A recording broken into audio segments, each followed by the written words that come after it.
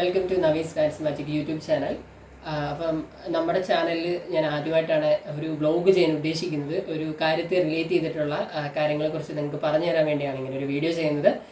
അപ്പോൾ ആദ്യമായിട്ട് എൻ്റെ ചാനൽ കാണുന്ന ഒരുപാട് കൂട്ടുകാരുണ്ടാവും. എല്ലാവരും ചാനൽ സബ്സ്ക്രൈബ് ചെയ്യുക, ലൈക്ക് ബട്ടൺ കമൻറ്റ് ചെയ്യുക, അതേപോലെ തന്നെ ബെല്ലൈക്കൺ ക്ലിക്ക് ചെയ്യുക. നിങ്ങൾക്ക് ആദ്യം തന്നെ നോട്ടിഫിക്കേഷൻ കിട്ടുന്നതാണ്. സാധാരണ നിങ്ങൾ ഡാൻസ് റിലേറ്റഡ് വീഡിയോസ് ആയിരിക്കും എൻ്റെ ചാനലിൽ കണ്ടിട്ടുണ്ട്. അപ്പോൾ നിങ്ങൾ ആലോചിക്കുക എന്താണ് പെട്ടെന്ന് ഇങ്ങനെ ഒരു വീഡിയോ എന്ന്. അപ്പോൾ ആദ്യമായിട്ടൊരു ഫേസ് കാണിച്ചൊരു വീഡിയോ ചെയ്യാൻ ആഗ്രഹിക്കുന്നുണ്ട്. തമിഴിൽ നിങ്ങൾ കാര്യം കണ്ടിട്ടുണ്ടാവും. അപ്പോൾ നമുക്ക് അതിലേക്കൊക്കെ കിടക്കുന്നതിന് മുമ്പ് ഞാൻ എന്നെ ഒന്ന് ആദ്യം തന്നെ ഇൻട്രൊഡ്യൂസ് ചെയ്യാം. എൻ്റെ പേര് നവനീത് എസ് ബാബു. ഞാൻ കൊല്ലം ജില്ലയിലെ പട്ടാഴി എന്ന് പറഞ്ഞ സ്ഥലത്തു നിന്നാണ്. ഞാൻ ഒരു പോസ്റ്റ് ഗ്രാജുവേറ്റ് ആണ്. Master of travel and tourism management ഒരു കോളേജ് കാതോലിക്കേറ്റ് എന്ന് പറഞ്ഞ പത്തനംതിട്ടയിലെ ഒരു കോളേജിലാണ് പഠിച്ചത്. പിന്നെ ഞാൻ ഈ തമിഴിൽ കണ്ട പോലെ തന്നെ ISSTയുടെ hospital administration 2022 October B batch course ചെയ്ത വ്യക്തിയാണ്. പിന്നെ പറയുകയാണെങ്കിൽ അതിൻ്റെ ഇൻറ്റേൺഷിപ്പ് ചെയ്തു. അങ്ങനെ ഇപ്പോൾ ജോബിൻ്റെ കാര്യങ്ങളിലോട്ട് ഇങ്ങനെ നടന്നുകൊണ്ടിരിക്കുന്ന ഒരു സമയമാണ്. അപ്പോൾ ഇതെല്ലാം നമുക്ക് ഒരൊറ്റ വീഡിയോയിൽ പറഞ്ഞു തീർക്കാൻ പറ്റുമോ എന്ന് എനിക്കറിയില്ല. നിങ്ങൾക്ക് എന്തെങ്കിലും ഡൗട്ട് ഉണ്ടെങ്കിൽ തീർച്ചയായിട്ടും കമൻറ്റ് ചെയ്യുക. അതേപോലെ തന്നെ എൻ്റെ ഇൻസ്റ്റാഗ്രാം പേജും അതേപോലെ ഫേസ്ബുക്ക് പേജും എൻ്റെ വാട്സപ്പ് നമ്പറും ഞാൻ കൊടുത്തിട്ടുണ്ട്. നമ്മുടെ യൂട്യൂബ് ചാനലിൽ തന്നെ കയറി കാണാവുന്നതാണ്. അതിൽ നിങ്ങൾക്ക് ഡൗട്ട്സ് ഉണ്ടെങ്കിൽ തീർച്ചയായിട്ടും ചോദിക്കുക. സാധാരണ ഞാൻ എല്ലാവരുടെയും ഇതേപോലെ ഹോസ്പിറ്റൽ അഡ്മിനിസ്ട്രേഷൻ റിലേറ്റ് ചെയ്തിട്ടുള്ള വീഡിയോയുടെ താഴെ പോയി കമൻറ്റ് ചെയ്യാറുണ്ട്. അപ്പോൾ ഒരുപാട് പേർക്ക് ഡൗട്ട്സ് വരാറുണ്ട്. അപ്പോൾ എനിക്ക് തോന്നി നമ്മുടെ ചാനൽ വഴി ഇതിനെക്കുറിച്ച് ഞാൻ എനിക്കുണ്ടായ എക്സ്പീരിയൻസും നിങ്ങൾക്ക് ഷെയർ ചെയ്യുകയാണെങ്കിൽ കുറച്ചും കൂടി ബെറ്റർ ആയിരിക്കുമെന്ന്. സോ അതുകൊണ്ടാണ് ഞാൻ ഇങ്ങനെ ഒരു വീഡിയോ ചെയ്യുന്നത്. വീഡിയോ എല്ലാവരും കാണുക. നിങ്ങൾക്കുണ്ടാകുന്ന കമൻറ്റ്സ് എല്ലാം അവിടെ കമൻറ്റ് ചെയ്യുക. ഉറപ്പായിട്ടും അതിനെ റിലേറ്റ് ചെയ്തിട്ടും ഞാൻ വീഡിയോ ചെയ്യാൻ ശ്രമിക്കുന്നതായിരിക്കും. ആദ്യത്തെ വീഡിയോ ആയതുകൊണ്ട് ഒരുപാട് പോരായ്മകളുണ്ടാവും. എല്ലാവരും ക്ഷമിക്കുക. ഓക്കെ, അപ്പോൾ നമുക്ക് കാര്യങ്ങളോട്ട് പോവാം. അപ്പോൾ ഞാൻ പറഞ്ഞു, ഞാൻ PG ട്രാവൽ ആൻഡ് ടൂറിസം ആണ് ചെയ്തത്. അപ്പോൾ കൊറോണയുടെ സമയമായതുകൊണ്ട് നിങ്ങൾക്ക് തന്നെ അറിയാം, കൊറോണ ഓൺലൈൻ ക്ലാസ് ആയിരുന്നു. ഓൺലൈൻ ക്ലാസ് ആയതുകൊണ്ട് തന്നെ നമുക്ക് ഇപ്പം കോവിഡിൻ്റെ കാര്യങ്ങളും ഇഷ്യൂസൊക്കെ ഉള്ളത് കൊണ്ട് തന്നെ ക്ലാസ്സസ് ഒക്കെ അന്ന് നമുക്ക് പ്രോജക്റ്റും ഞങ്ങൾക്കിപ്പം ഈ tourism master of tourism travel management എന്ന് പറയുന്ന കോഴ്സ് തന്നെ നമുക്ക് ഇന്റേൺഷിപ്പ് ഉൾപ്പെടെയുള്ളതായിരുന്നു. ഇപ്പം 1 month ഒരു ഹോട്ടലിലോ അല്ല ട്രാവൽ ഏജൻസി രണ്ടിലും ഉണ്ടായിരുന്നു. അതേപോലെ ഇന്റർനാഷണൽ നമുക്ക് ടൂറിങ് അങ്ങനെ കുറേ പരിപാടിയുണ്ട്. ഇതൊന്നും ഞങ്ങളുടെ സീനിയേഴ്സിന് നടത്തിയില്ല കേട്ടോ. അതായത് സീനിയേഴ്സിന് ഇന്റർനാഷണൽ ട്രാവൽസ് ഒഴിച്ച് ബാക്കി എല്ലാ പരിപാടിയും നടത്തി. കാരണം അവരുടെ എന്ന് പറയുന്നത് കൊറോണയ്ക്ക് മുമ്പുള്ള ബാച്ചായിരുന്നു. എന്നാൽ ഞങ്ങൾക്കെന്ന് പറയുന്നത് കൊറോണയ്ക്ക് ശേഷമുള്ള ബാച്ചായിരുന്നു. കൊറോണയുടെ സമയത്തുള്ള ബാച്ചായിരുന്നു. അതുകൊണ്ട് നമുക്കിതൊന്നും നടന്നിട്ടില്ല. അങ്ങനെ ടൂറിസം 2022 പാസ്സായി. അതിനുശേഷം തന്നെ ഞാൻ ആദ്യ ചുവടുവയ്പ് പോലൊരു ജോലിയായിട്ട് കേരള മാട്രിമോണിയുടെ രവിപുരം കൊച്ചിയിലാണ്. നിങ്ങൾക്ക് അറിയാമായിരിക്കും രവിപുരം. അവിടെ കേരള മാട്രിമോണിയുടെ ഹെഡ് ബ്രാഞ്ചാണ്. നമ്മളെ മെയിൻ ബ്രാഞ്ച് ചെന്നൈയാണ്, പക്ഷേ അത് കേരള മാട്രിമോണിയുടെ ഒരു ബ്രാഞ്ചാണ് കൊച്ചിയിലുള്ളത്. അവിടെ ടെലി മാർക്കറ്റിംഗ് എക്സിക്യൂട്ടീവ് എന്ന് പറഞ്ഞ ഒരു പോസ്റ്റിലോട്ട് കയറി.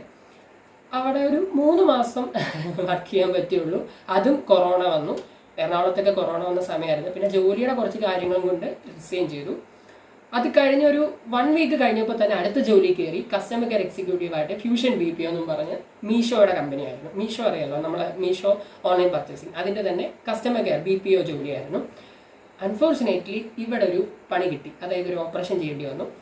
നമ്മൾ ഈ വിസ്റ്റം തീർത്ത് വരില്ലേ, അങ്ങനെ പല്ല് കിളിക്കുന്നത്, അത് ഇവിടെ ഭയങ്കര ഗോയിട്രു പോലൊക്കെ ഇത്രയും വീങ്ങി ഇവിടെ നാട്ടിൽ വന്നിട്ട് എനിക്ക് ഓപ്പറേഷൻ ചെയ്യേണ്ടി വന്നു. അങ്ങനെ അത് പോയി. അതിനുശേഷം കുറേ ബ്രേക്കായി, ഒരുപാട് ബ്രേക്കായിട്ട് കുറേ മാസത്തിന് ശേഷമാണ് എല്ലാവരെയും പോലെ ഞാനും ഇങ്ങനെ ഒരു പരസ്യം കണ്ടത്. ഹോസ്പിറ്റൽ അഡ്മിനിസ്ട്രേഷൻ ISST പഠിക്കുക, ജോലി നേടുമെന്ന്. സ്വാഭാവികമായിട്ടും ഇപ്പം എൻ്റെ സിസ്റ്റർ എന്ന് പറയുന്നത് മീഡിയയിലാണ് വർക്ക് ചെയ്യുന്നത്. അപ്പോൾ മീഡിയയിൽ വർക്ക് ചെയ്യുന്ന ആളായതുകൊണ്ട് തന്നെ സാധാരണ ഇങ്ങനത്തെ കാര്യങ്ങളൊക്കെ കാണുമ്പോൾ അതിനെക്കുറിച്ച് അന്വേഷിച്ചിട്ട് ജോയിൻ ചെയ്യും. എന്നാൽ പുള്ളിക്കാരിയുടെ ഫ്രണ്ട് ഇതിൽ ജോയിൻ ചെയ്ത് പഠിച്ച് ജോലി കിട്ടി എന്നതുകൊണ്ട് ഉറപ്പായിട്ടും ട്രസ്റ്റ് ചെയ്യുമല്ലോ. അപ്പോൾ സ്വാഭാവികമായിട്ടും എനിക്കും ഈ ഒരു കോഴ്സ് റെഫർ ചെയ്തു. അങ്ങനെ അപ്പം തന്നെ ഞാനും കണ്ടെത്തി കൊടുത്തു. അങ്ങനെ ഞങ്ങൾ അവസാനം കണ്ടെത്തി ഞങ്ങൾ ഈ ഒരു കോഴ്സിന് തന്നെ ജോയിൻ ചെയ്തു.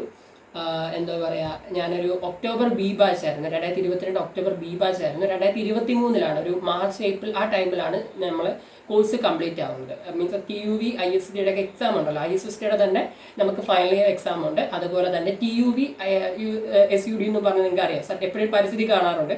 അതൊരു സർട്ടിഫിക്കറ്റ് എക്സാം ആണ്. TUV SUD എന്ന് പറയുന്നത് നമുക്ക് ഇന്റർനാഷണൽ വാല്യൂഡ് ആയിട്ടുള്ള സർട്ടിഫിക്കറ്റ്സ് ആണ്. അതിൻ്റെ എക്സാം ആണ്. പിന്നെ ജെയിൻ ഉണ്ട്. ജെയിനൊക്കെ നമുക്ക് പെയ്ഡാണ്. ജെയിൻ വേണമെങ്കിൽ നമുക്ക് എഴുതാം, കുഴപ്പമില്ല. ഓക്കെ, അപ്പോൾ അതിനുശേഷം ഞാൻ ഒരു എന്താ പറയുക ക്ലാസ്സസ് ഒക്കെ വളരെ നല്ല രീതിയിൽ പോയി, ഓൺലൈനായിരുന്നു. നമുക്ക് ISST കൊണ്ടുള്ള ഏറ്റവും വലിയൊരു നേട്ടമാണ് നല്ല ഫ്രണ്ട്ഷിപ്പിനെ കിട്ടും, നല്ല ഫ്രണ്ട്സിനെ കിട്ടും. ഞങ്ങൾ ആരും നേരിട്ട് കണ്ടിട്ടുമില്ല, പക്ഷേ ഞങ്ങൾ എല്ലാവരും ഈ സൂമും ഗൂഗിൾ മീറ്റിലൊക്കെ കണ്ട് ഞങ്ങൾ സംസാരിച്ചിട്ടുണ്ട്. നല്ല ഒരു വൈബാണ് ശരിക്കും പറഞ്ഞാൽ. എല്ലാവരും കാണാൻ ഇപ്പോഴും ആഗ്രഹമുണ്ട്. കുറച്ച് പേരൊക്കെ ജോലിക്ക് കയറി. അങ്ങനെ ISSTയുടെ കോഴ്സ് പഠിച്ചു. അതൊരു 4 മാസത്തെ കോഴ്സായിരുന്നു. ഇപ്പം ഇപ്പോഴത്തെ ആൾക്കാരൊക്കെ 6 മാസത്തെ കോഴ്സാണ് ചെയ്യുന്നത്. അത് ഡിപ്ലോമ കോഴ്സാണ്. ഞങ്ങൾ ചെയ്യുന്നത് 4 മാസത്തെ കോഴ്സായിരുന്നു, ഹോസ്പിറ്റൽ അഡ്മിനിസ്ട്രേഷൻ്റെ. അങ്ങനെ 4 മാസത്തെ കോഴ്സ് കഴിഞ്ഞ് എനിക്ക് ISSTയുടെ തന്നെ എക്സാം, ഫൈനൽ എക്സാം കഴിഞ്ഞെന്ന് തോന്നുന്നു. ഫൈനൽ എക്സാം കഴിഞ്ഞ് TUV എക്സാം വരുന്ന ടൈമിലാണ് ഇത് കോഴ്സ് കഴിഞ്ഞതുകൊണ്ട് ഒരു എന്താ പറയുക കച്ചിത്തുരുമെന്ന് പറയില്ലേ, അതേപോലെ ഞാൻ ആദ്യം പറഞ്ഞല്ലേ എൻ്റെ സിസ്റ്ററിൻ്റെ ഫ്രണ്ട്, പുള്ളിക്കാരി തന്നെ വർക്ക് ചെയ്യുന്ന ഹോസ്പിറ്റലിൽ, പുള്ളിക്കാരി റിസപ്ഷനിലാണ് വർക്ക് ചെയ്യുന്നത്. SP വെൽഫെയർ എന്ന് പറഞ്ഞ ഹോസ്പിറ്റലായിരുന്നു തിരുവനന്തപുരം. അവിടെ തന്നെ റിസപ്ഷൻ സ്റ്റാഫായിട്ട് കയറാൻ എനിക്കൊരു വേക്കൻസി കിട്ടി. കാരണം പുള്ളിക്കാരി വേറൊരു എനിക്ക് തോന്നുന്നു മാർക്കറ്റിങ്ങിലേക്ക് മാറി, മാർക്കറ്റിംഗ് ഫീൽഡിലേക്ക്. അപ്പോൾ എനിക്കും ആ വേക്കൻസി കിട്ടി.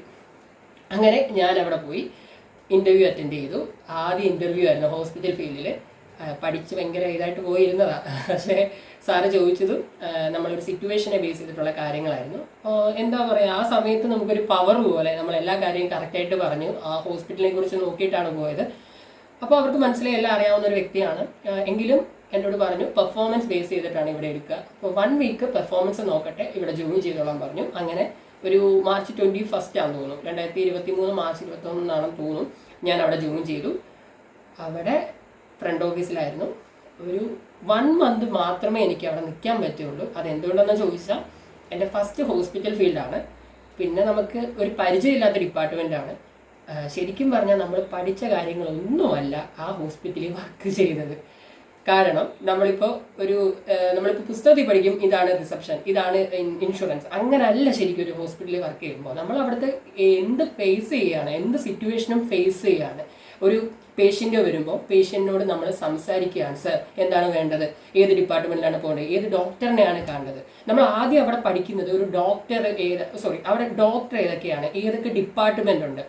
ഏത് ഹോസ്പിറ്റലിൽ കയറിയാലും നിങ്ങൾ ആദ്യം പഠിക്കുന്ന ഒരു കാര്യം അതായിരിക്കും. ഏത് ഡിപ്പാർട്ട്മെൻ്റ് ആണെങ്കിൽ പോലും നമ്മളവിടെ ഏതൊക്കെ ഡോക്ടറുണ്ട്, ഏതൊക്കെ സമയമാണ്, ഏതൊക്കെ ഡിപ്പാർട്ട്മെൻ്റ് ഉണ്ട്, ഇത് നന്നായിട്ട് അറിഞ്ഞിരുന്നാൽ മാത്രമേ നമുക്ക് ആ ഹോസ്പിറ്റലിൽ പിടിച്ചു നിൽക്കാൻ പറ്റൂ. അതിന് കാരണം അവിടെ വരുന്ന പേഷ്യൻസ് നമ്മളോട് ചോദിക്കുന്നത് ഏത് ഡോക്ടറുണ്ട്, ഏത് ഡിപ്പാർട്ട്മെൻ്റ് ഉണ്ടെന്നാണ്. ഇപ്പോൾ നമുക്കൊരു കോള് വരും, ഇന്ന ഡോക്ടർ ഉണ്ടോ എന്ന് ചോദിച്ച് കോള് വരുമ്പോൾ നമ്മൾ ഓട്ടോമാറ്റിക്കലി പറയാൻ നമ്മൾ നിർബന്ധിതരാണ്, ഇന്ന ഡിപ്പാർട്ട്മെൻറ്റിൽ ഇന്ന ഡോക്ടർ ഉണ്ടെന്ന്. ഓക്കെ, നിങ്ങൾക്ക് എന്തെങ്കിലും സൗണ്ട് ഇഷ്യൂ ഉണ്ടെങ്കിൽ പറയണം, മഴയൊക്കെ ആയിരുന്നു, സോ അതുകൊണ്ടായിരിക്കും. ഓക്കെ, അപ്പോൾ ഇതൊക്കെയാണ് നമ്മൾ മെയിനായിട്ട് ആ ഹോസ്പിറ്റലിനെ കുറിച്ച് അറിയേണ്ട കാര്യങ്ങൾ. അങ്ങനെ 1 മാസമൊക്കെ ഞാനിത് പഠിക്കാൻ നോക്കി. പക്ഷേ എന്നെ കൊണ്ട് പറ്റാത്ത നിവൃത്തിയിട്ടൊരു പരിപാടിയായിരുന്നു. നിവൃത്തിയേട് കൊണ്ട് ഞാൻ എന്താ പറയുക, ഇപ്പോഴും നമുക്ക് തോന്നും അവിടെ നിന്ന് ഇറങ്ങണ്ടായിരുന്നു എന്ന്. അത് ഇറങ്ങാൻ വേറൊരു കാരണം എന്ന് വെച്ചാൽ കുറച്ച് അല്ലറ ചില്ലറ എന്താ പറയുക, ഒരു ഇന്റേൺഷിപ്പ് ചെയ്യാൻ ഒരു പെൺകുട്ടി എത്തി. അവിടെ ഉണ്ടായ ഒരു കോമൺലി ഉണ്ടായ ഒരു ചെറിയ മിസ്അണ്ടർസ്റ്റാൻഡിങ്, വേറൊന്നുമല്ല. അവിടെ നമ്മളിപ്പം ഒരു എന്താ പറയുക, മെയിൽസ് കുറവുള്ള ഹോസ്പിറ്റലാണ്, അതായത് ജെൻസ് കുറവാണ്. അപ്പം ബോയ് ഞാൻ മാത്രമേ ഉണ്ടായിരുന്നുള്ളൂ. പിന്നെ വേറെ ഡിപ്പാർട്ട്മെന്റിലൊക്കെ ഉണ്ട്, റിസപ്ഷനിൽ ഞാൻ മാത്രമാണ്. അപ്പം നമ്മളൊരു ട്രെയിനി ആണെന്നുള്ള രീതിയിൽ നമ്മളെ താഴ്ത്തി കിട്ടുന്ന രീതിയിലുള്ള ഒരു സംസാരവും കാര്യങ്ങളൊക്കെ വന്നു. അങ്ങനെ വരുമ്പോൾ നമ്മൾ ശരിക്കും പറഞ്ഞാൽ നമ്മൾ ആത്മാർത്ഥതയോടെ ജോലി ചെയ്യും. അത് അവർ സമ്മതിച്ചു തരാതെ നമ്മളെ കുറ്റപ്പെടുത്തി അങ്ങനെ ഒരു സിറ്റുവേഷനിലേക്ക് വന്നപ്പോഴാണ് എനിക്ക് തോന്നിയത് ഞാൻ റിസൈൻ ചെയ്യാൻ പാടില്ലായിരുന്നു. പക്ഷെ എനിക്ക് ആ ഒരു സിറ്റുവേഷനും അതേപോലെ ഈ കാര്യങ്ങളും മാനേജ് ചെയ്യാൻ കുറച്ച് പാടായി. അത് ഇവർക്കും ബുദ്ധിമുട്ടാണ് കേട്ടോ, റിസപ്ഷനിലുള്ളവർക്കും കുറച്ച് ബുദ്ധിമുട്ടായിരുന്നു. കാരണം എന്നെ പോലെ ഒരു പുതിയൊരു വ്യക്തി ഇതൊക്കെ പെട്ടെന്ന് പഠിക്കുക എന്ന് പറയുന്നത് കുറച്ച് പോസിബിൾ അല്ല. പെട്ടെന്ന് നമ്മളങ്ങ് എല്ലാ കാര്യവും പഠിച്ച് നമ്മളെല്ലാം മനസ്സിലാക്കുക എന്ന് പറയുന്നത് അത്ര പോസിബിൾ ആയിട്ടുള്ള കാര്യമല്ല. എന്നാൽ അവർക്ക് പെട്ടെന്ന് പഠിക്കുകയും വേണം. കാരണം അവർക്ക് ഈ പെൺകുട്ടികളായതുകൊണ്ട് നൈറ്റ്, വലിയ ചേച്ചിമാരാണ്, അവർക്ക് നൈറ്റൊക്കെ നിൽക്കുക എന്ന് പറയുന്നത് ബുദ്ധിമുട്ടാണ്. അങ്ങനെ നിൽക്കുമ്പോൾ ഞാനിതൊന്നും പഠിക്കുന്നുമില്ല. അപ്പോൾ എനിക്ക് വരാൻ വേറെ ആൾക്കാരെ കൊണ്ടുവരേണ്ട അവസ്ഥയായി. അങ്ങനെ വന്നപ്പം എനിക്ക് ഒന്നും ചെയ്യാൻ പറ്റുന്നില്ല. ഞാൻ മാക്സിമം ട്രൈ ചെയ്തു, പക്ഷെ എന്നോട് പറ്റുന്നില്ല. അങ്ങനെ ആക്ച്വലി എനിക്ക് അന്നേരം തോന്നി ഞാൻ അവിടെ ഇന്റേൺഷിപ്പ് ചെയ്യുന്നതായിരുന്നു ഏറ്റവും ബെറ്റർ. പക്ഷെ അതിന് പകരം ഹോസ്പിറ്റലിൽ ജോയിൻ ചെയ്യുകയാണ് ചെയ്തത്. എനിവേ ഞാൻ അങ്ങനെ ഒരു തീരുമാനത്തിലെത്തി, അവിടെ നിന്ന് റിസൈൻ ചെയ്യാണ്. അങ്ങനെ 1 മന്ത്. പിന്നെ അവിടെ സാലറി എന്ന് പറയുന്നത് ഹോൾഡ് ചെയ്യും കേട്ടോ. 1 മാസത്തെ സാലറി നമുക്ക് 2 മാസം കഴിഞ്ഞിട്ടൊക്കെ തരത്തുള്ളൂ.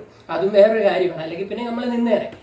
ഓക്കെ, അങ്ങനെ അതിലൊക്കെ കഴിഞ്ഞ് അവിടെ നിന്ന് കുറച്ച് സ്ട്രഗിൾ ചെയ്തു. അടുത്ത ജോലിയിലോട്ട് പോകാൻ കുറച്ച് സ്ട്രഗിൾ ചെയ്തു.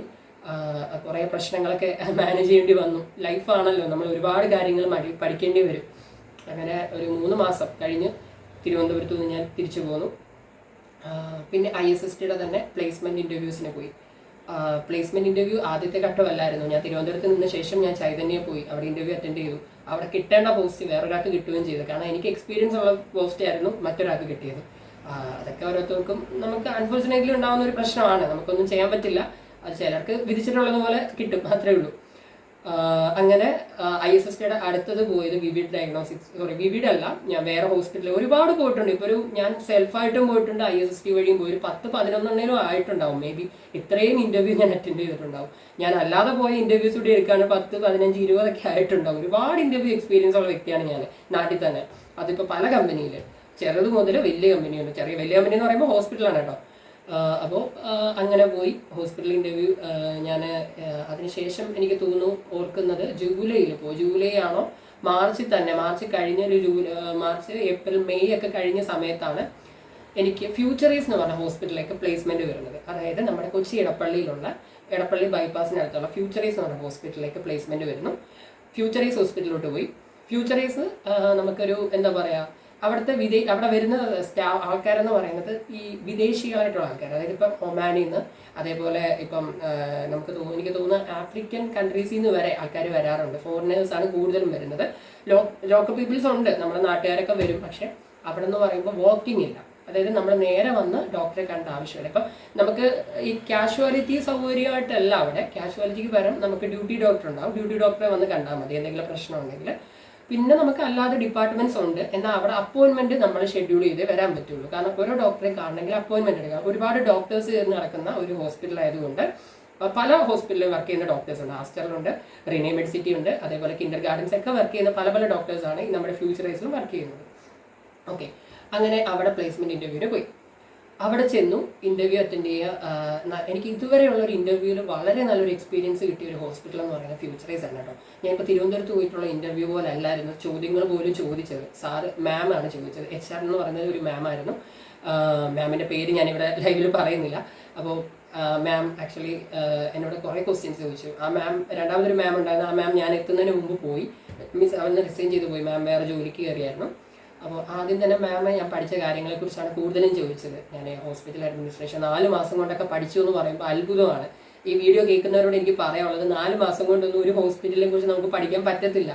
4 മാസം കൊണ്ട് നമ്മളൊരു ബേസിക്കാണ്, നമ്മളൊരു ക്യാപ്സ്യൂൾ എന്ന് പറയില്ലേ, അത് മാത്രമാണ് നമ്മൾ 4 മാസം കൊണ്ട് പഠിക്കുക. ഇപ്പോൾ ഒരു ഹോസ്പിറ്റലിൽ എന്തൊക്കെയുണ്ട്, അവിടെ ഏതൊക്കെ ഡിപ്പാർട്ട്മെന്റ് ഉണ്ട്, അവിടെ ഈ ഡിപ്പാർട്ട്മെന്റ് ഏതൊക്കെയാണ്, എന്ന ഡിപ്പാർട്ട്മെന്റ് നമ്മൾ എന്തൊക്കെയാണ് കാണുന്നത്, അങ്ങനെ എല്ലാ ഡീറ്റെയിലും ഒരു 4 മാസം കൊണ്ട് ഞങ്ങൾ ആ ഒരു ടെക്സ്റ്റ് ആണുള്ളത്. 2 ടെക്സ്റ്റാണ്. ISST പഠിക്കുന്നവർക്കറിയാം. എനിക്ക് ഇപ്പോഴത്തെ അറിയില്ല, ഇപ്പോഴത്തെ 6 മാസത്തെ കോഴ്സ് എനിക്ക് എങ്ങനെയാണെന്ന് അറിയത്തില്ല. ബട്ട് ഞങ്ങൾ പഠിക്കുമ്പോൾ 4 മാസം കാണുമ്പോൾ 2 ടെക്സ്റ്റും 3 മൊഡ്യൂളും ആയിരുന്നു. ഈ 3 മൊഡ്യൂളിലും നമ്മൾ മെയിനായിട്ടുള്ള കാര്യങ്ങളെല്ലാം പഠിക്കും. പക്ഷേ എല്ലാം ഉണ്ട് കേട്ടോ, നല്ല രീതിയിൽ തന്നെയാണ് അവർ പഠിപ്പിക്കുക. ക്ലാസ്സൊക്കെ വളരെ എഫക്റ്റീവ് ആയിരുന്നു. നമ്മൾ പഠിക്കുന്ന അത്ര വലിയ പാടുള്ള കാര്യമൊന്നുമല്ല, നമുക്ക് പെട്ടെന്ന് പഠിച്ചെടുക്കാവുന്ന കാര്യമൊക്കെ തന്നെയാണ്. അത് ഇപ്പം നിങ്ങൾ പഠിക്കുന്നവർ ബുദ്ധിമുട്ടായിട്ട് തോന്നുന്നുണ്ടെങ്കിൽ, ഞാൻ ഇപ്പം ഹ്യൂമാനിറ്റീസ് ആണ് പഠിച്ചത്. എനിക്ക് സയൻസ് സത്യം പറഞ്ഞാൽ പറ്റാത്തൊരു വ്യക്തിയാണ്. പക്ഷെ എന്നെ സംബന്ധിച്ചോളം ഈ ഒരു വിഷയം എനിക്ക് വളരെ എഫക്റ്റീവ് ആയിരുന്നു. നമ്മൾ ഭയങ്കര ആക്റ്റീവ് ആയിരുന്നു. ക്ലാസ്സിൽ ഒരാൾ പോലും വീക്കായിട്ടിരുന്നില്ല. ഞങ്ങൾ 5 ബോയ്സ് ഉണ്ടായിരുന്നു. 5 പേരും ഭയങ്കര ആക്റ്റീവ് ആയിരുന്നു. എല്ലാവരും നല്ല രീതിയിൽ തന്നെ വർക്ക് ചെയ്ത്, ചിലർ 2-3 പേരേ ഉള്ളൂ ഹോസ്പിറ്റലിൽ ജോലിക്ക് കയറിയത്. ഓക്കെ, അപ്പോൾ ഞാൻ അതിലേക്ക് വരാം. ഈ ഹോസ്പിറ്റലിൽ ആദ്യത്തെ HR-ന്റെ ഇന്റർവ്യൂ എന്ന് പറയുന്നത് എന്നോട് ചോദിച്ച ക്വസ്റ്റ്യൻ, അവരെ മെയിനായിട്ട് നമ്മൾ എന്തൊക്കെ പഠിച്ചു, ഇന്ന ഡിപ്പാർട്ട്മെന്റ് ഏതാണ്. ഞാൻ ഒരു ഡിപ്പാർട്ട്മെന്റിനെ കുറിച്ച് പറയുമ്പോൾ ആ ഡിപ്പാർട്ട്മെന്റിനെ അതായത് അതിനെക്കുറിച്ച് ഡിഫൈൻ ചെയ്യാൻ പറയും. പ്ലീസ് ഡിഫൈൻ ദിസ് ഡിപ്പാർട്ട്മെന്റ് എന്നാണ് പറയുന്നത്. അതായത് ഈ ഡിപ്പാർട്ട്മെന്റിനെ കുറിച്ച് കൂടുതൽ പറയാം. അങ്ങനെ എന്നോട് ഓരോ കാര്യങ്ങൾ ചോദിച്ച് അത്യാവശ്യം തട്ടിമുട്ടിയൊക്കെ പറഞ്ഞു ഒപ്പിച്ചു. അങ്ങനെ ഫസ്റ്റ് റൗണ്ട് കഴിഞ്ഞ് എനിക്ക് അറിയില്ല ഫസ്റ്റ് റൗണ്ട് ആയിരുന്നു. ബട്ട് ഞാൻ വിചാരിച്ച ഒരു ഇന്റർവ്യൂ ഉള്ളതാണ്. അങ്ങനെ ആ ഇന്റർവ്യൂ കഴിഞ്ഞ് ഞാൻ എത്തി. അന്ന് വൈകുന്നേരം ISSTക്കാരെ വിളിച്ച് പറഞ്ഞു ഞാൻ അവിടെ സെലക്ട് ആണെന്ന്. അപ്പം നമ്മളൊന്ന് സന്തോഷിച്ചു. ഈ ജോലിക്ക് കയറാൻ പോവുകയാണ്, ഭയങ്കര അടിപൊളി ഹോസ്പിറ്റലാണ്. കണ്ടപ്പോഴേ എനിക്ക് ഇഷ്ടപ്പെട്ടു. നല്ല അടിപൊളി, നല്ല വൈബുള്ള ഹോസ്പിറ്റലാണ്. അങ്ങനെ ഓക്കെ, അവിടെ കിട്ടിയ നല്ലതാണെന്നൊക്കെ വിചാരിച്ചിങ്ങനെ ഇരുന്നു. ഒരു 2-3-4 ദിവസം കഴിഞ്ഞപ്പോൾ ഹോസ്പിറ്റലുകാർ വിളിക്കുന്നു. അവർ വിളിച്ച് പറഞ്ഞു, നവനീത് ഇതുപോലെ സെക്കൻഡ് റൗണ്ട് ഇന്റർവ്യൂ ഉണ്ട്, ഞങ്ങളുടെ ഓപ്പറേഷൻ മാനേജർ ഒരു മാം ഉണ്ട്, അനു എന്നാണ് പേര്, മാമിനെ മീറ്റ് ചെയ്യണമെന്ന് പറഞ്ഞു. ഓക്കെ, മാമിനെ കണ്ട് നമ്മൾ ഫൈനൽ ഒരു ഇന്റർവ്യൂ കൂടി നടത്തിയ ശേഷമേ നമുക്ക് അവിടെ ജോയിൻ ചെയ്യാൻ പറ്റൂ. നമ്മൾ റിജക്റ്റ് ആവോ, നമ്മൾ ജോയിൻ ആവോ എന്നുള്ളത് അറിയാൻ പറ്റും. അങ്ങനെ രണ്ടാമത്തെ ഇന്റർവ്യൂവിന് പോയി അനു മാമിനെ കാണാനാണ് പോയത്. അങ്ങനെ 11:30 ഷെഡ്യൂൾ ചെയ്ത് ഇന്റർവ്യൂ ആണ് കേട്ടോ. നിങ്ങൾ ആദ്യം മനസ്സിലാക്കിയിട്ട്, നമ്മൾ സാധാരണ ഒരു കമ്പനിയിൽ ഇന്റർവ്യൂവിന് പോകുന്നവരെ, എനിക്ക് എല്ലാ കമ്പനി എങ്ങനെയാണെന്ന് അറിയത്തില്ല, സാധാരണ ഞാൻ പോയി ഇന്റർവ്യൂസ് എന്നൊക്കെ പറയുമ്പോൾ നമ്മൾ കറക്റ്റ് ടൈം തന്നെ ഇന്റർവ്യൂ കഴിയും. എന്നാൽ ഹോസ്പിറ്റൽ ഇന്റർവ്യൂ നമ്മൾ പോയി കഴിഞ്ഞാൽ രാവിലെ തന്നെ ഇന്റർവ്യൂ കഴിയണമെന്നില്ല. രാവിലെ ചെന്ന് കഴിഞ്ഞാൽ ചിലപ്പോൾ വൈകുന്നേരമായിരിക്കും നമ്മൾ ഇറങ്ങുക. 4 മണിക്ക് 5 മണിക്കൊക്കെ ആയിരിക്കും ഇൻ്റർവ്യൂ വരിക. അത് നമുക്ക് അവരെ കുറ്റം പറയാനും പറ്റില്ല. ഹോസ്പിറ്റൽ എന്ന് പറയുന്നത് നല്ല നല്ല തിരക്കുള്ള ഹോസ്പിറ്റലാണ്. അവിടെ HR-മാർക്കൊക്കെ ഒരുപാട് പണിയുണ്ട്.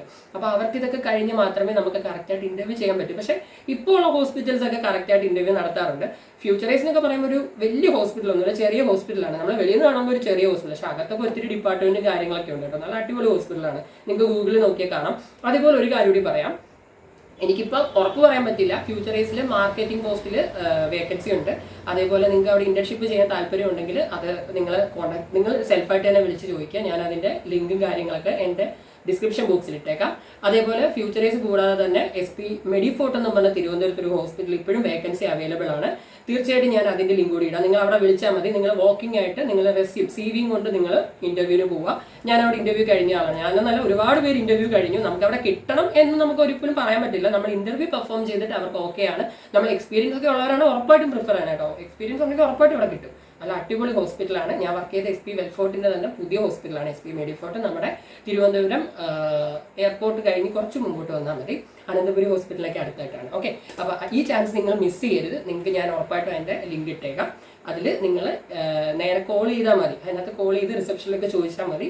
മിക്കവാറും വാക്കിംഗ് ആണ് പറയുക. അവർ ഡേറ്റ് എങ്ങനെയാണ് പറയുന്നതെന്ന് എനിക്കറിയില്ല. ഇപ്പോൾ നിങ്ങൾ മാക്സിമം നേരത്തെ വിളിക്കുക. കാരണം ഓക്കെ, അവിടെ ഇന്റർവ്യൂ നടക്കുന്നില്ലെങ്കിൽ അവർ പറയും സ്റ്റോപ്പ് ചെയ്തു എന്ന്. എന്തായാലും നിങ്ങൾ വിളിച്ച് ചോദിക്കുക. ഞാൻ അയച്ച ലിങ്ക് ഇട്ടേക്കാം. ഓക്കെ, അങ്ങനെ അനു മാമുമായിട്ടുള്ള ഇന്റർവ്യൂ ആയിരുന്നു. അനു മാമിന് ഞാൻ പറഞ്ഞല്ലോ, മാം ഈ ഒരു രാവിലെ 11:30 ഇരുന്ന് ഞാൻ 3:45 അവിടെ ഇന്റർവ്യൂവിന് കയറുന്നത്. അത്രയും നേരം ഞാൻ ഇന്റർവ്യൂ വെളി ഹാളിലിരിക്കും. അപ്പോൾ അവിടെ വരുന്ന എല്ലാവരും എന്നോട് ചോദിക്കുന്നുണ്ട്. അവിടുത്തെ സ്റ്റാഫോട്ട് ഓട്ടോമാറ്റിക് കമ്പനി കേട്ടോ. നമ്മളൊരു ഹോസ്പിറ്റലിൽ ചെന്ന് കഴിഞ്ഞാൽ നമ്മൾ ഇന്റർവ്യൂവിനൊക്കെ ഇരിക്കുന്ന സമയത്ത് ഓട്ടോമാറ്റിക് ഇങ്ങനെ കുറേ നേരം ഇരിക്കുമ്പോൾ എല്ലാവരും കമ്പനിയാവും. ആ ഹോസ്പിറ്റലിൽ എനിക്ക് കിട്ടിയൊരു ഭാഗ്യം അതാ, എല്ലാവരും കമ്പനിയായി. അതൊരു ഗുണമായിരുന്നു ശരിക്കും എനിക്ക് അവിടെ വർക്ക് ചെയ്യുമ്പോൾ. മീൻസ് ഇന്റേൺഷിപ്പാണ് ഞാൻ ചെയ്തത്. അതെങ്ങനെയാണെന്ന് ഞാൻ പറയാം. അങ്ങനെ അനു മാം ഇന്റർവ്യൂവിന് വിളിച്ചു. മാം ആദ്യം എന്നോട് ചോദിച്ച ക്വസ്റ്റ്യൻ എന്താണെന്നറിയോ, ഈ ഹോസ്പിറ്റലിനെ കുറിച്ച് എന്തറിയാം.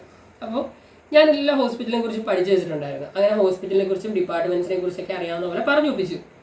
എന്നാൽ അടുത്ത ക്വസ്റ്റ്യനിൽ എൻ്റെ കിളി പറഞ്ഞുപോയി. എന്നോട് ചോദിച്ചത് ഒരു ഹോസ്പിറ്റലിൽ ഇൻകം കൊണ്ടുവരുന്ന ഡിപ്പാർട്ട്മെന്റ് ഏതാണ്. അതായത് നമ്മളൊരു ഹോസ്പിറ്റലിൽ വർക്ക് ചെയ്യുകയാണെങ്കിൽ മെയിനായിട്ട് അറിയേണ്ട കാര്യമാണ് ഒരു ഹോസ്പിറ്റലിൽ ഏതാണ് ഇൻകം കൊണ്ടുവരിക. ജനറേറ്റ് ഇൻകം ചെയ്യുന്ന ഒരു ഹോസ്പിറ്റലുണ്ട്. ഒരു ഹോസ്പിറ്റലിൽ ജനറേറ്റ് ആയിട്ട് നമ്മൾ ഇൻകം കൊണ്ടുവരുന്ന ഡിപ്പാർട്ട്മെന്റ്സ് ഉണ്ട്. അത് ഏതൊക്കെയാണെന്ന് നമ്മൾ ഈ വീഡിയോ കാണുന്നവരും ഒന്ന് കമന്റ് ചെയ്യണേ. നിങ്ങൾക്ക് അറിയാമെന്ന് ഞാനൊന്ന് ടെസ്റ്റ് ചെയ്ത് നോക്കട്ടെ. അപ്പോൾ ഇത് ശരിക്കും ഞാൻ തമാശ പറയല്ല, പല ഹോസ്പിറ്റലിലും പല രീതിയിലാണ് ഇന്റർവ്യൂ എന്ന് പറയുന്നത്. ചില ഹോസ്പിറ്റലുകാർ ഒന്നും ചോദിക്കത്തില്ല, അവർ ജസ്റ്റ് CV നോക്കി കാര്യങ്ങളൊക്കെ ചോദിക്കും. എന്നാൽ ചില ഹോസ്പിറ്റലുകാർ നല്ല രീതിയിൽ ഇന്റർവ്യൂ ചെയ്യും. അവർ ആ ഹോസ്പിറ്റലിലെ ഡിപ്പാർട്ട്മെന്റ്സും അവിടെ നമുക്ക് എന്തൊക്കെ അറിയാമെന്നും അത് കൂടാതെ നമ്മൾ പഠിച്ചതിൽ നിന്ന് ഓരോ കാര്യങ്ങളും എടുത്ത് പറയും. കാരണം നമ്മൾ അവിടെ വർക്ക് ചെയ്യാനുള്ള വ്യക്തിയാണ്. നമ്മൾ എല്ലാ കാര്യത്തെക്കുറിച്ചും അപ്ഗ്രേഡ് ആയിരിക്കണം. അവിടെ നടക്കുന്ന അപ്ഡേറ്റ് കാര്യങ്ങളെക്കുറിച്ച് നമ്മൾ നന്നായിട്ട് അറിഞ്ഞിരിക്കണം. ഇത് പറയുമ്പോൾ ആരും പേടിക്കൊന്നും വേണ്ട, വളരെ എളുപ്പമാണ്. നിങ്ങൾ ജസ്റ്റ് ഗൂഗിളിലൊക്കെ നോക്കി യൂട്യൂബിലൊക്കെ നോക്കി പോയാൽ മതി. നല്ല രീതിയിൽ ഇന്റർവ്യൂ പ്രിപ്പറേഷൻ ISST പഠിക്കുന്നവർ ഒരു മെയിൻ എനിക്കൊരു അഡ്വാൻറ്റേജ്, വളരെ നല്ലൊരു അഡ്വാൻറ്റേജ് ആയിട്ട് തോന്നിയത് മോക്ക് ഇന്റർവ്യൂ ആണ്. നമുക്ക് ഭയങ്കര കോൺഫിഡൻ്റ് ആണ്. ഒരു ഇന്റർവ്യൂവിന് പോകുന്നതിന് മുമ്പ് ഒരു മോക്ക് ഇന്റർവ്യൂ നടത്തുമ്പോൾ വി ആർ വെരി കോൺഫിഡൻറ്റ്. നമ്മൾ ആ കോൺഫിഡൻസോട് അവിടെ ചെന്ന് ഇന്റർവ്യൂ അറ്റൻഡ് ചെയ്യുമ്പോൾ നമ്മൾ ഓക്കെയാണ്, നമുക്ക് ഒരു ടെൻഷനൊന്നും വരത്തില്ല. പക്ഷെ നമ്മൾ പുറത്തിരിക്കുമ്പോൾ എല്ലാവരും നല്ല കമ്പനിയായിട്ട് നമ്മൾ എല്ലാവർക്കും നല്ല കോൺഫിഡൻസ് കൊടുക്കും. പക്ഷെ അകത്ത് കയറുമ്പോൾ നമ്മളുടെ ഡിം ഇങ്ങനെ ഇരിക്കുന്നത്. അതൊക്കെ ഓരോരുത്തരുടെ ഓരോ ഇതാണ് കേട്ടോ, ഓരോരുത്തർക്കും ഓരോ എക്സ്പീരിയൻസ് ആയിരിക്കുമല്ലോ. ഓക്കെ, അങ്ങനെ മാം എന്നോട് ചോദിച്ചു ജനറേറ്റ് ഇൻകം ഏതാ. മാം സോറി എനിക്കറിയില്ല എന്ന് ഞാൻ പറഞ്ഞു. പക്ഷെ എന്നാലും എന്നോട് പറഞ്ഞു ഒന്ന് ആലോചിച്ച് നോക്കാൻ പറഞ്ഞു. അപ്പോൾ ഞാൻ ആദ്യം പറഞ്ഞു റിസപ്ഷൻ. കാരണം റിസപ്ഷൻ നമുക്കൊരു ഇൻകം കൊണ്ടുവരുന്ന ഡിപ്പാർട്ട്മെൻറ്റാണ്. സെക്കൻഡ് ഇൻഷുറൻസും മെയിൻ ഒരു ഇതാണ്. തേർഡ് അക്കൗണ്ട്സ് പിന്നെ നമുക്കറിയാമല്ലോ. അതിൻ്റെ കൂടെ അപ്പോൾ മൂന്നാമത്തെ നാലാമത്തെ ഒക്കെ എന്നോട് ചോദിച്ചപ്പോൾ എനിക്കറിയത്തില്ല. അപ്പോൾ ശരിക്കും മാം ഇങ്ങോട്ട് പറഞ്ഞു തന്നു റേഡിയോളജി, അതേപോലെ ലാബ് മെയിനാണ്. അപ്പോൾ ഇതെല്ലാം നമുക്കൊരു ഇൻകം കൊണ്ടുവരുന്ന ഡിപ്പാർട്ട്മെൻറ്റാണ് ഒരു ഹോസ്പിറ്റലിൽ. അപ്പോൾ ഈ കാര്യങ്ങളെക്കുറിച്ച് പോലും അറിയാത്ത ഒരു വ്യക്തി എങ്ങനെ ആ ഹോസ്പിറ്റലിൽ വർക്ക് ചെയ്യും, ഇതാണ് മാം എന്നോട് ചോദിച്ചത്. അപ്പോൾ ഞാൻ ശരിക്കും ഉള്ള കാര്യങ്ങൾ തുറന്നു പറയും. മാം ഞാൻ 4 മാസത്തെ കോഴ്സാണ് പഠിച്ചത്, ഞങ്ങൾക്ക് ഇന്റേൺഷിപ്പ് ഒന്നും ഇല്ലായിരുന്നു. അപ്പോൾ മാം പറഞ്ഞു മനസ്സിലായി, ഇവിടെ വന്ന് ഇന്റർവ്യൂ എന്ന കുട്ടികളെല്ലാം 6 മാസവും 4 മാസവും 3 മാസവും ഒക്കെ വർക്ക് ചെയ്ത കുട്ടികൾ, ഇന്റേൺഷിപ്പ് പഠിച്ച കുട്ടികളാണ്. അവരൊക്കെ എല്ലാം ചോദിക്കുമ്പോൾ അവർ കുറച്ചുപേർ ഉത്തരം പറയുന്നുണ്ട്. പക്ഷെ എനിക്കറിയാം നമ്മളൊരു ഹോസ്പിറ്റലിൽ വർക്ക് ചെയ്യാൻ ആദ്യം ഒരു ഐഡിയ വേണം. ഒരു ഹോസ്പിറ്റലിൽ വർക്ക് ചെയ്ത് ഞാൻ 1 മാസം ഒരു ഹോസ്പിറ്റലിൽ നിന്നു എന്ന് പറഞ്ഞാൽ അതൊരു എക്സ്പീരിയൻസ് അല്ല. സോ ഈ ഒരു ഹോസ്പിറ്റലിൽ വർക്ക് ചെയ്ത് നോക്കൂ. ഈ ഒരു ഹോസ്പിറ്റലിൽ നിങ്ങൾക്ക് ഇന്റേൺഷിപ്പ് ചെയ്യാൻ വളരെ ബെറ്റർ ഹോസ്പിറ്റലാണ്. സോ ഫൈനലൈസ് ചെയ്യേണ്ട താനാണ് എന്ന് പറഞ്ഞ് എന്നോട് ചോദിച്ചു. ഓക്കെ ഞാൻ പറയാമെന്ന് പറഞ്ഞ് ഞാൻ അവിടെ നിന്ന് ഇറങ്ങി. പിന്നെ ഒരു ഗുണം, അവിടെ ഇന്റേൺഷിപ്പ് നമുക്ക് അങ്ങോട്ടും പൈസ കൊടുക്കണ്ട, ഇങ്ങോട്ടും കിട്ടത്തില്ല. 3 മാസം നമ്മൾ നല്ല രീതിയിൽ അവിടെ ഇന്റേൺഷിപ്പ് ചെയ്യും, നല്ല രീതിയിൽ അവർ പഠിപ്പിക്കും. പിന്നെ ഞങ്ങളെ എല്ലാ ഡിപ്പാർട്ട്മെന്റും പഠിപ്പിച്ചിട്ടില്ല. ഞാൻ കൺസോളിലായിരുന്നു, കോൾ സെന്റർ ഡിപ്പാർട്ട്മെന്റ് ആയിരുന്നു. കാരണം എനിക്ക് എക്സ്പീരിയൻസ് ഉള്ള ഒരു മേഖല കോൾ സെന്ററിലായിരുന്നു. അതുകൊണ്ടാണ് എനിക്ക് ആ ഒരു ഡിപ്പാർട്ട്മെന്റ് കൂടുതൽ ഫോക്കസ് ചെയ്യാൻ പറ്റിയത്. അപ്പോൾ വീഡിയോ എനിക്ക് തോന്നുന്നു ഒരു 20 മിനിറ്റ് ഒക്കെ ആയെന്ന് തോന്നുന്നു കേട്ടോ. അപ്പോൾ ഒത്തിരി ലെങ്തി ആയി. തീർച്ചയായിട്ടും ഫസ്റ്റ് വീഡിയോ ആയിട്ട് ഒരുപാട് ലെങ്ത് ആയിട്ടുണ്ട്. നിങ്ങൾക്ക് അപ്പോൾ എന്തെങ്കിലും ഡൗട്ട് ഉണ്ടെങ്കിൽ നിങ്ങൾ കമന്റ് ചെയ്താൽ ഞാൻ അതിനെ ബേസ് ചെയ്തിട്ട് വീഡിയോ ഇടാം. അപ്പോൾ അതിനുശേഷം ഞാൻ അവിടെ 3 മാസം ഇന്റേൺഷിപ്പ് ചെയ്തു.